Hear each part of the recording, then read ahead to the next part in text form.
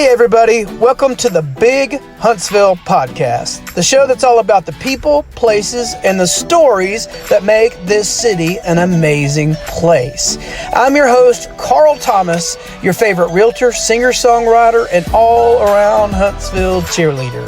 Each week, we'll be shining a light on the community heroes who make this city tick, having some fun along the way, and sharing a few real estate tips when you least expect it. So whether you've lived in Huntsville your whole life, or you're just thinking about calling Huntsville your new home, you're in the right place. Let's get started. Hey everybody, welcome back to the Big Huntsville Podcast. We always try to find people who are doing really big things in the city, but my heart is always into finding people who are doing big things that make the city better in ways that you would never even expect are happening out there. And so, as you know, because I talk about myself all the time, my favorite subject is Carl. There's been some things that I've been doing lately that have been really neat. One of them is going and doing music because I'm a musician, doing music at a place called First Stop. We interviewed Chad, who runs First Stop on here, and going and playing music for a group of people who are down on their luck. And it just makes me happy to do stuff like that. Well, the connector for me into getting into a place like that is the guy that's on our podcast today. We have Jason Parks. He is actually a pastor, which makes me only a little bit nervous, of Refuge Church. But Jason does a lot of other things in the city. Jason has been a huge part of just helping where there's need in Huntsville in the last 10, 15 years. He's done amazing, awesome things, which we're going to talk about some of those today. But Jason, thank you for being on, man. I really appreciate you hanging out with me. Carl, thank you so much, man. The Big Huntsville Podcast. Come on. I'm excited to be here. It's always an honor and a privilege just to get to talk about Huntsville, man. Well, if I was going to do a like a liquidation sale, I would want Jason leading that for me because of his attitude and his excitement. A little bit of energy, just a little bit. You got a lot of books behind you, man. Have you read all those? I haven't read any of them. No, what are you talking about? It's a pastor's office. You gotta have books, man. What are you talking about? You open them and they just have other weird things in them. No words. Just hey, listen. John Maxwell always says that leaders are learners, right? And so I do love to read. Don't get to do it as much as I used to, but absolutely love reading and just growing, man. It's all about growth. Yeah, that's my thing with like an actual book with paper. It feels really great to have that, and I love showing them off whenever I actually read them or when I don't. But when I open a book and start to read, that is when I want to go to sleep. Like that's it. It doesn't matter how exciting the book is. I just want to sleep through it. But okay, well, cool. So Jason, tell me a little bit about like if you had to give an elevator speech about who Jason Parks is and what he does, what would you say? What is that? Oh, man, just first and foremost, I want to honor Jesus with my life. That's really at the core of who I am. But man, I love adding value to people. I feel like part of my calling is to really, I may not be able to add days to people's life, but I can add life to people's days. That's kind of been my heartbeat, and just trying to help people find their purpose and how they can live out who they're created to be. Because man, I think whether you're talking about the church world, whether you're talking about the corporate world, or even the nonprofit world, there are just a lot of people that seem to be floating through life and they're not really sure what direction they're going. And man, speaking of John Maxwell earlier, read a book called Intentional Living several years ago. And just that idea of let's live each day with intention. And more than anything else, that's what I hope to help people do, whether it's in their faith, whether it's in their business, whether it's in their nonprofit. How can we be intentional to make a difference with our lives? Yeah, no, that sounds awesome. Yeah, because I feel kind of in that boat, man. I'm all of a sudden one day you're on a podcast and you're like, how did I get here? Man, it's been incredible to see what's been happening in your career, whether it's real estate, whether it's media, and man, just that influence that God's given you. It's pretty incredible. And so just keep walking in it, man. I love what's going on. Well, I've told you this before. One of the uncomfortable parts of my life, because I do real estate, is having to be so self-promotional, and I absolutely hate that part of my life. I like to be more private about myself and more public about other things, and it's really great to have somebody on who's gotten such an outward focus on what they do. Like, you don't hear Jason talking about Jason. Like, Carl has. There's not a billboard with Jason's big old face on it saying, "Hey, buy stuff from me." So let's jump into some of those things that you're doing. There's some very, very public things you've been a part of. There's been some huge, enormous food giveaways. There has been something called the Night to Shine, which I really want to touch on that. And then one of the things that I heard about you years ago that drew me to come and check your church out was something called Rooms of Refuge. So let's just backtrack a little bit. Night to Shine. That's like a Tim Tebow thing. Tell me about what Night to Shine is and what you guys do. Absolutely, man. First and foremost, everything we're talking about today is a team effort. It's about we and not me. And so we have an incredible team here, board volunteers from the community, companies that have come alongside of us, other churches. And so this is something that we get to do as a part of a greater community. We couldn't do it without our partners.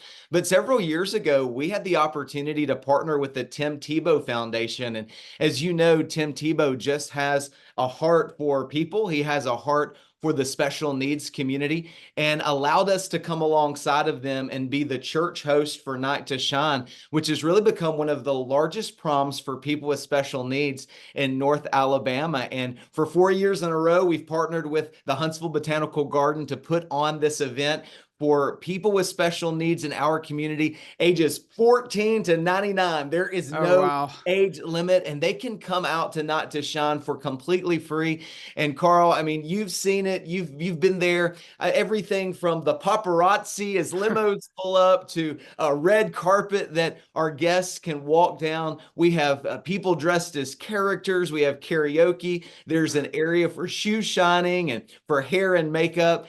We always bring in a DJ and have dancing and a full dinner. And then we have a special room, a respite room for our caregivers and our parents where they can just hang out. We live stream in the event so they can still watch their honored guests. And man, I'm going to tell you, there is nothing like it, because really the climax of the event is when we crown every honored guest king or queen of the prom. And there is absolutely nothing like it. Just the way our honored guests cheer for each other and celebrate each other, the high fives, the hugs, the screams, the tears, man, there is just nothing like it. And it's just been the honor of our life to be able to be a part of that and just tell people, hey, God sees you. God loves you. You're not here by accident. And there's a plan and a purpose for your life too. And this year, we actually had some community leaders come out and be a part of crowning. We had the mayor of Athens, and Ronnie Marks came, and Matt the chairman of the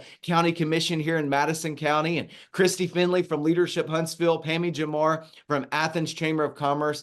And it was so much fun to not only see our church family participate in this event, but to bring in other community leaders that haven't been able to be a part before. And every one of them, they're like, please let me come back next year. Oh, yeah. That's all. It's just, and listen, thank you. You were one of our business sponsors, one of our partners this year. And we're grateful. We could not do what we do without incredible businesses in the community that just want to make a difference. Yeah. Hey, more businesses. Listen up. If you own a business, and you want to put your name on something that is world changing, this is a great event to do that. So let me just give a little backtrack to my relationship with Jason. So I am messy. I struggle through life every day. There's not a day that I feel like, oh, I'm on top of the world and I've got it all figured out. I am a mess. And so back when I was looking for a church, I wanted to find a place that was a little different than normal. Number one, I wanted to find a place that would accept a sinful person like me, which is so weird to say, but I wanted to find a place where I felt accepted, but I also wanted to find a place that wasn't about what was happening inside. It was more about what's happening outside. So I'm going to segment into what I want to talk about next, and that's Rooms of Refuge, because actually Rooms of Refuge is what drew me to check your church out, just because it was such an outward thing. So can you tell us a little bit about Rooms of Refuge and what you guys do there?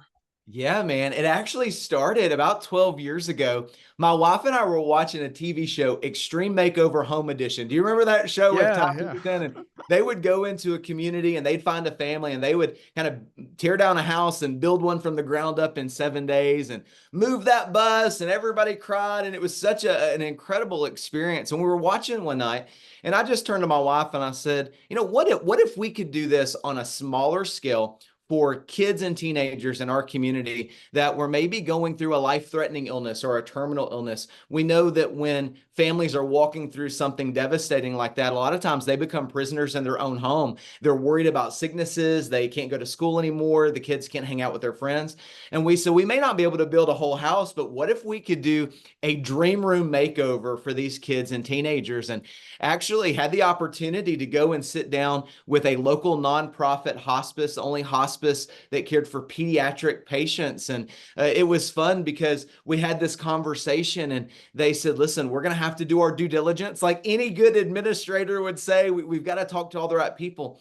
And man, it wasn't just a few hours later, they came back and they said, Jason, we've got a 9-year-old girl and we would love for y'all to do a room makeover for her. And got to meet Leilani and her family. And it really just happened so organically and so quickly. But we had the opportunity to go into Leilani's home. She was diagnosed with bone cancer, and give her a Hawaiian luau room. Make-A-Wish had sent her to Hawaii, and she had these big dreams of what she wanted in her room. And our team was able to go in 2 days and spend time with the family. We actually rented out a spa so her and her cousins could have a spa day together. Oh, And they cool. transformed her room, painted murals on the wall, put a palm tree in there. She wanted a dollhouse that looked like the hotel she stayed in. And my father-in-law built it. He built it, man. And it was just an incredible experience to walk alongside that family. And, with diagnoses like that, unfortunately, Leilani passed away actually a few weeks later. Mm. And it was really hard on our team, so hard on their family, but had the opportunity to spend time with her dad a few weeks after she passed away. And he said, Jason, there was more life in our home. There was more hope in our home in 2 days than there had been in 2 years.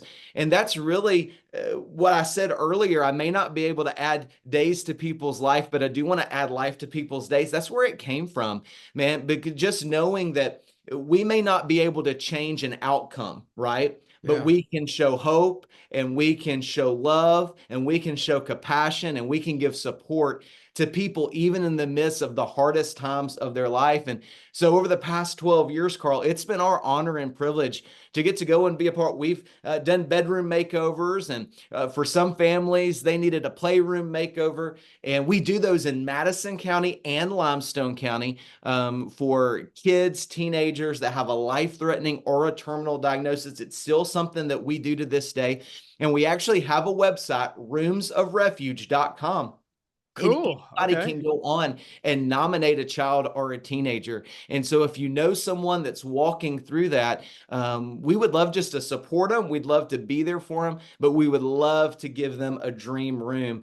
We have a team that does that. Our church supports it. And again, businesses in the community, volunteers in the community. This is a community effort. We could not do this without our partners. And so this is something, again, if somebody wants to be a part of, it'd be our honor and privilege to partner in order to make a difference in this way.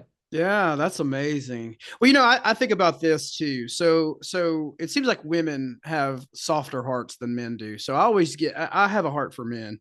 And so I'm just imagining being a man that walks around with like a carpentry ability or something, and going to, a church, and you see all these people doing all this churchy stuff and you go, well, I really don't have any of that. I can't really get involved. Well, this is a place, Refuge, one of my favorite places. This is a place where if you have the ability to turn a wrench, there may be opportunity for you to change the world with that. It's just incredible. That kind of stuff really fires me up when I think about, just being able to use these skills that we have out there in the world to make someone's life better, to make an eternal difference in somebody's life. Is just incredible. That's awesome. Well, you've spent enough time with me to know I'm a little bit of an outside the box thinker, right? Yeah, yeah, And I love what you said there, because sometimes with anything, with ministry, with serving in business, we can kind of confine ourselves to a box and say, well, I can only do these things with my skill set. But what I have found is that you have a personality, you have talents, you have a giftedness, you have experiences, and all of those can be used to make a difference. Whether you're just making a difference in people's lives, in your family, in your school, or whether from a faith perspective, you're making a difference for a kingdom impact, you can use what you have to do good and to make yeah, a difference in people's lives. And a lot of times I think about things as simple. I mean, we're in the South, right? We're in Huntsville, Alabama.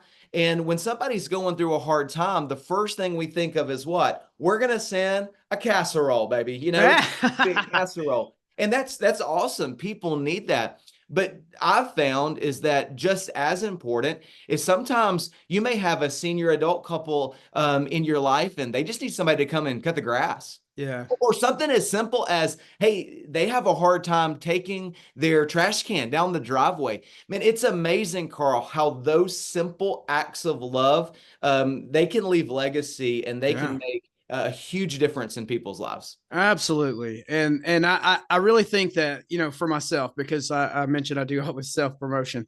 When I step away from the money for a moment and I do something like that, that's just for the purpose of trying to make someone else's life easier or better, or just a moment in their life better, or to give them some kind of information that might lead them to an eternity difference. I don't know, whatever that thing is.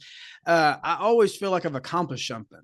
Yeah. Where, other times, the things that I do with my time drains me. That gives me energy. It's so yeah, if you've got the ability to do anything, that can be used in so many different ways. And a lot of times we put, the church stuff in one box and personal life in the other, but it sounds like you guys are kind of mixing it up and given opportunity. Because I don't imagine anyone who worked on these rooms that you guys did had perfect lives. None of us do, and Oh, none of us do. still able to Absolutely. use their gifts. And my heart really has been, I mean, there are people in our community and they feel overlooked, they feel forgotten. From a faith perspective, they don't know where they fit in God's story. I talk to Yeah, people all the time that just say, I don't know where I fit in this story of faith, and just helping walk alongside people through that, just to say, hey, you do fit and you do belong, and there is a purpose for you,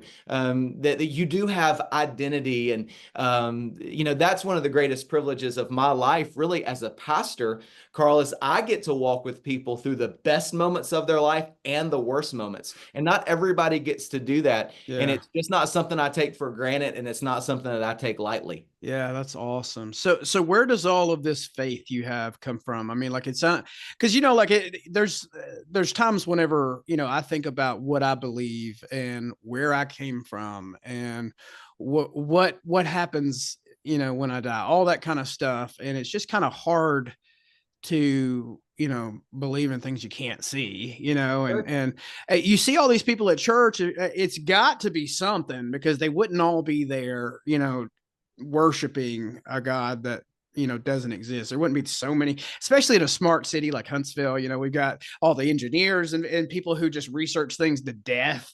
But so where does all this faith you have come from? Help me understand kind of what you believe and what why. Absolutely. Well, for me, at a young age, I was in fifth grade and went to a local church, a church that is still here, still making a difference in the community, to a vacation Bible school. And so maybe other people watching or listening, you know what I'm talking about. You've been to a vacation Bible school, and Kool-Aid and butter cookies on your finger, right? And games. But man, there was a pastor there that shared the good news of Jesus, that Jesus lived a perfect life. He died on a cross. He rose again to forgive us of our sins.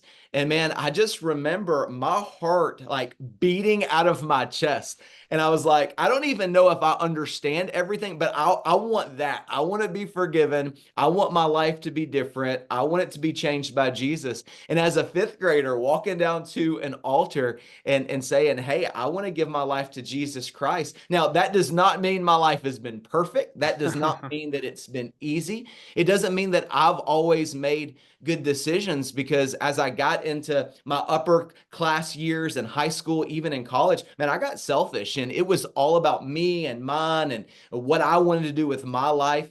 And actually, I met my now wife, Jessica, when we were in college. And one of the caveats to dating her is she said, if you want to date me, you have to go to church with me. And I was like, okay, I'll go to church if I get to date you. And I was already a believer. And so that wasn't a big stretch for me, but I was doing my own thing, church, that thing wasn't really important to me. But man, as we started to get involved in church, and as I started to see her faith and how she lived it out on a daily basis, man, God just began to get a hold of my heart. And we began to get more active in church and in serving, got more involved in my own, just taking ownership of my faith, I guess is the best way to say it. Yeah. Spending time in prayer, spending time reading the Bible, spending time growing, not to check boxes, not out of ritual or religion, but just because I wanted to know God more. And as I have continued to do that throughout my adulthood, again, not perfect, don't always make the right decisions. Life hasn't always been easy. In fact, we've walked through some very hard things in our life, but God's always been there. He's never left. And he's been a comforter, and he's given joy. When you look at circumstances and said, how in the world could you have joy in this circumstance? And we've just had joy because of God, or peace in a very chaotic situation. And so that's just been my experience, not only in my life, but walking with people throughout their lives, Carl, is that, again, life isn't perfect, but there is a God that loves you. There is a God that cares about you, a God that sacrificed his son so that we can have abundant life. And that's what I've experienced in my life. And really, that's what I've dedicated my life to, helping other people experience, whether it's here in Huntsville or in Haiti or in Honduras or any other part of the world. I just want people to know that there is good news, and the good news is Jesus. Yeah. Thank you. Thank you for answering that, man. It's always uncomfortable to talk about stuff like that. It's always uncomfortable to ask those questions, or to just, and I always wonder when I see somebody like you that just seems to be so full of faith, full of faith. It just kind of makes me wonder, well, why do they, where's all that come from? Because life seems to be hard most of the time, for most of us. If it's not, that's awesome for you. But for me, it's been hard, so that's really cool to get that point of view. I think we've got to remember, if you're from a Christian faith background, one of the things that Jesus says is that in this world, we will have trouble. You will. I mean, he basically, he guarantees it. He promises that life's not going to be easy. But then he follows that up by saying, but take heart, I've overcome the world. And so yeah, I think for me, it's deep pain can turn into purpose. Tests and trials can turn into testimonies. Messes. You talked about being messy. Like messes turn into ministries is what And so again, it's just got to be careful. It's not about me. It's any good thing about me isn't me. Any good thing about Jason isn't Jason. It's just Jesus. Yeah, no, that's really cool, man. That's awesome. Okay, so I had all sorts of things I wanted to talk to you about, but just to give a little bit of more information here. So Jason does leadership training, right? Is that correct? And there's a website that people can go to and actually book you to train at a conference for their company, things like that. Tell us a little bit about that, and then we'll wrap up. Yeah, man. Again, I love just being able to add value to leaders because, again, what we know is that people have stuff going on in their own lives that they're processing. For some people, they have different experiences in leadership. What we find, especially in our community, is that there are a lot of people that, man, they are technical experts in what they do, but they need a little bit of help with communication and conflict resolution and leadership and management. And so what I love to do is come alongside businesses and organizations and leaders and just try to add value and help them grow. I love speaking on leadership. I love speaking on life-giving leadership and conflict resolution and how to do that well and in a healthy way. I even love talking about communication skills and nonverbal communication and even mental health topics, because mental health is so important. Having a healthy mental health is so important for leaders. And so if you're interested in that, you can check out my website, jasonparks.us. Again, I've partnered with local colleges and universities, lots of defense contractors, even government organizations in our community. And I would love to be able to add value to what y'all are doing. Okay. So jasonparks.us, right? And then the church that you're a pastor of, if people liked what they heard today and they've been interviewing you to be a potential pastor for them, where do they go to find information about the church? Absolutely. They can go to findrefugehere.com. Find FIND Refuge, REFUGE, here, HERE.com. And you'll find all the information about our church, our statement of faith. And you can even go to our YouTube live from the website. And you can watch our services and just see who we are, get a feel for our heart before you even show up on a Sunday morning. Awesome. Well, Jason, thank you so much for hanging out with us and telling us a little bit about who you are and what you do. We got to have you back on because I feel like all the things that you do would take up way too much time for one show. People will get so tired of us that they just give up. So anyways, thank y'all for hanging out with us on Big Huntsville Podcast today. We always have people who are doing big things in this city, and I just love being a part of that. It's so awesome. Y'all have a great day. We'll see you next time. Thanks for tuning in to the Big Huntsville Podcast. If you've enjoyed the stories, the laughs, and maybe learned a little something new about our amazing city, remember, Huntsville isn't just a place, it's a community. And we've got some of the best folks around. So if you like today's episode, please don't forget to subscribe and share it with a friend. And if you got a local hero or story you think we should highlight, hit me up. I'd love to hear about it. Until next time, I'm Carl Thomas. Keeping it fun, keeping it real, and always keeping it big here in Huntsville. Catch you later.